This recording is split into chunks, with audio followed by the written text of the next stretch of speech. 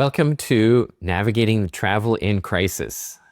I'm Norman Schafer, your podcast host, and today's episode is dedicated to travelers who are right in the middle of the Air Canada disruption. Now, whether you're already stuck at the airport or urgently needing to travel but don't have a confirmed seat yet, this podcast can help you. Even though the strike was resolved very quickly, Air Canada has warned it could take 5 to 7 days for operations to return to normal. And that means thousands of people are still stranded and countless others are scrambling to find flights. Yesterday, before the strike even started, I was trying to help people who had been affected by canceled flights. It's been like this, and I've been in the travel industry for 30 years, and I've helped people through strikes, mass cancellations, and even border closures.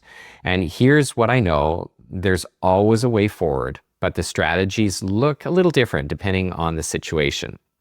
So today I'm breaking this down into two parts. First of all, what to do if you're already at the airport and stranded. And secondly, what to do if you need to book last minute travel right now or to be rebooked for a canceled flight during the chaos. Before we dive into today's episode, I want to tell you, if you've ever dreamed of experiencing one of the incredible destinations that we talk about on the show, be sure to visit farandawayadventures.com. For over 30 years, I've helped travelers discover some of the most extraordinary destinations on Earth. If this is of interest, check out the link in the description to farandawayadventures.com, and we'd be happy to make your next trip unforgettable. First of all, for those who are at the airport and stranded, the step number one, if you have a travel agent, call your travel agent. If you're lucky enough to have booked with a travel agent, by calling them immediately, while you wait in line, they can work behind the scenes to secure routes or seats that airport staff may not even see. And in fact, they could even make suggestions for the airline staff. I have done this. I've been with clients at the airport counter, and I've helped tell the gate agent or the agent there rebooking them which flights to book because they didn't see them. Now, step number two, use a multi-channel strategy. Line up at the gate or service desk, and because a physical presence gets you seen and gets results. And while you're doing that, get on the phone and use an international call center sometimes, like from another country, to the airline. But by waiting on the phone while you're in line, you can see who can help you the quickest. In the Air Canada strike, it's unlikely that the phone will be any faster, but if it is due to another flight disruption where it's just a few flights, it's much likely that you can get some assistance quite quickly.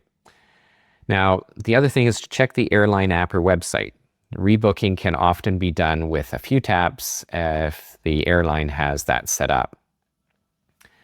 Next of all, step number three is stay flexible and stay calm. And when I say stay flexible, think about alternate airports. Consider flying, if you're going into Toronto, consider flying into Hamilton. Or if you're going to Vancouver, consider flying into Abbotsford. Or even US airports that are near the border. Think about unusual routings. During this strike, I rerouted a traveler from Newfoundland to get to Vancouver. Guess what? All the flights were booked up for 4 or 5 days ahead. And this was a day before the strike even started because of canceled flights and people being rebooked on the only things that were left available. But guess what I did? Having the experience, I found a flight from Newfoundland to Dublin, Ireland. Yes, way over there in Europe. Not too far from Newfoundland, however. And they had a 4-hour layover in Dublin. And guess what? There was a flight to Calgary and then Vancouver that I could get them onto. Now, because nothing domestic was available, I had to be a little creative and find a different way through another country. The other thing too is backtracking works. I had, and this wasn't during the strike, but I had a client that was going from Calgary to Amsterdam and then Germany, and the airline canceled the flight. Now, they told them that they were going to have to wait 2 days and miss their river cruise start. But what I was able to do is found them a routing going west, hour and a half to Vancouver, and then from Vancouver to Germany direct. And this got them there faster. They made their cruise and were able to continue on their trip. But to do this, I actually had to walk the agent at the airport through which flights were available so that they could accommodate them because they had not seen it. And I stayed on the phone for quite some time, but saved their trip and was really happy to do so. Step number 4 is survival while you wait. Get some food and water early before concession lines get too long if you're at the airport. Charge your device, make sure it's powered up, or if you need to, plug it in so it stays well charged because you might be using it quite a bit. And keep your essentials on you. Make sure you always travel with your medications, toiletries, and chargers. And last thing I'd like to say is just stay calm and polite. Agents are more likely to get and to go the extra mile if people are treating them respectfully and keep their cool.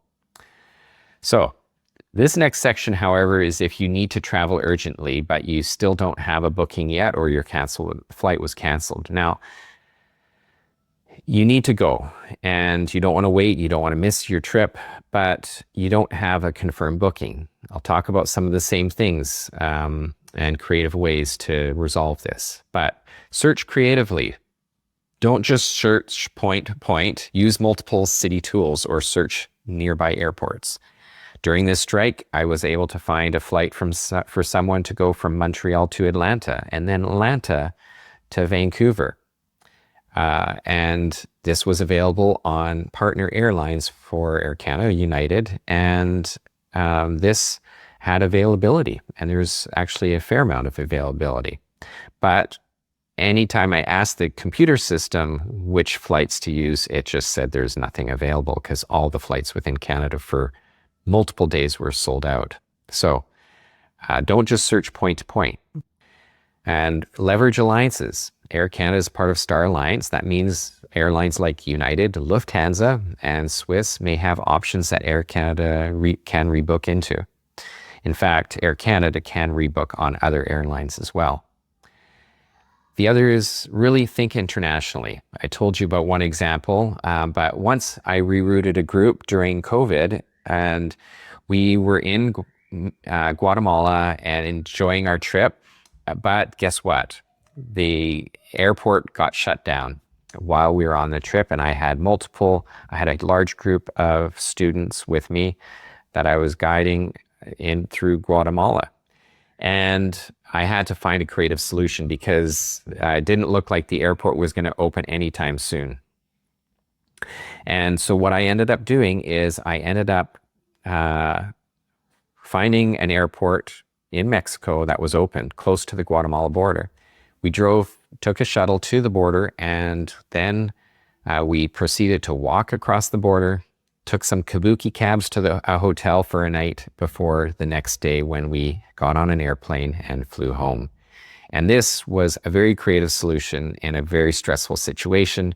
I tell you, the parents thanked me profusely, as well as the principal of the school and others for having saved the day and got their kids home safely. Step number 2 is prioritize flexibility over convenience. Breaking it into legs is not convenient, but it can help you get to where you need to go. So you may not find one perfect flight, but you can piece it together 2 or 3 segments that will get you there faster.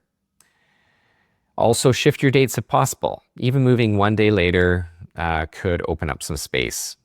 And finally, just consider alternative modes of travel. For shorter trips, buses or trains or driving might be easier than waiting for flights to recover. Step number 3, get help if you can. Use a travel advisor. And we have tools that show global availability and creative routings that online booking engines don't display. And we can use our head and creative experience. Also, check premium credit card perks. Some cards have concierge services that can help secure bookings in a pinch. So, lessons for this strike and beyond. Whether you're stuck now or listening months from now, the lessons are the same. First, moves matter. Act quickly, get in line, get on the phone, and check online simultaneously. The longer you wait, the harder it is to find space on these airline flights for alternatives. Also, flexibility is everything.